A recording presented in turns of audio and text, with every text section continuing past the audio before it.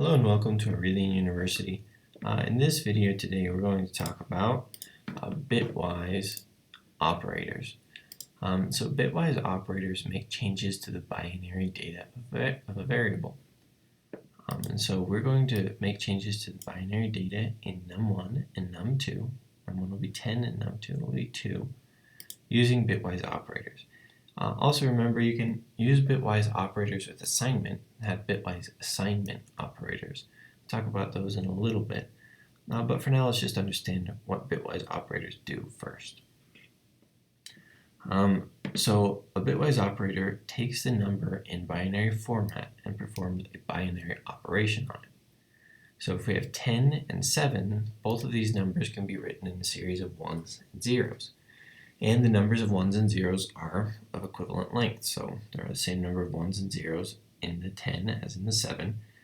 And there are 0s appended to the front of both of them in order for the length to be the same. So if we use a Bitwise operator, we can compare each one with each digit with its corresponding digit in the other. So if we, for example, say print num1 and num2, this is the binary and,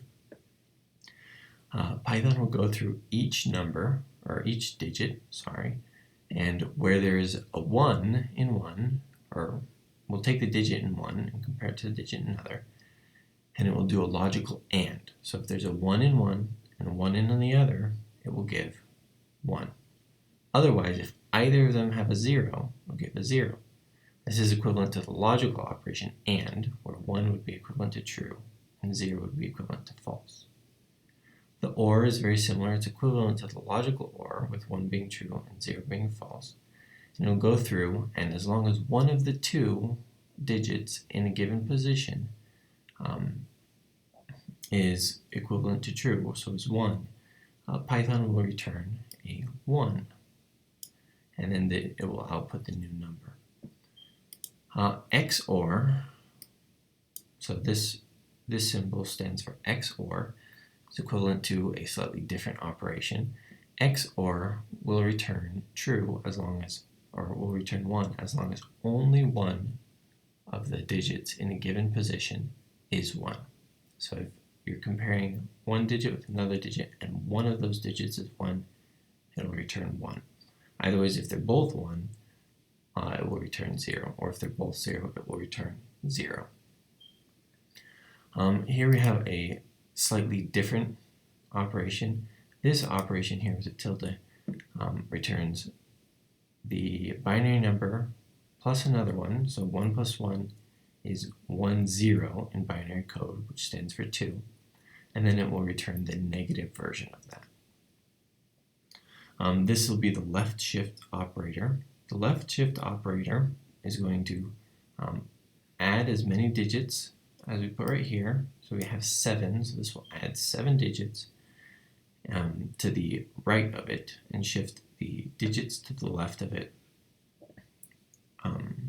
We'll shift the digits already there to the left, and then we'll add zeros in those spaces. So if we have 1, the binary number 1, and we left shift it 2 spaces over, what's going to happen is it's going to add 2 digits over here on the right and shift this one over to the left 2 digits. And those 2 digits will be zeros. The right shift operator is the same, except for the numbers are taken off of the right and the zeros are put onto the left, making these digits here shift to the right. So this would be equivalent to, for example, that, which is the same as 1. So we're going to try this out really quickly. You can see 10 and, with the binary and, 7 is 2. We get 15 for the next one, 13, negative 11, 12, 80, and 0. Just understand for now that these are not normal mathematical or logical operators, and that they work on the binary data of these numbers. And so if you understand that, it shouldn't be too hard to get what's going on. Usually you're not going to have to do a lot with these operators in any situation where you can't use a reference. I think if you're new to using them, using a reference is a really good idea.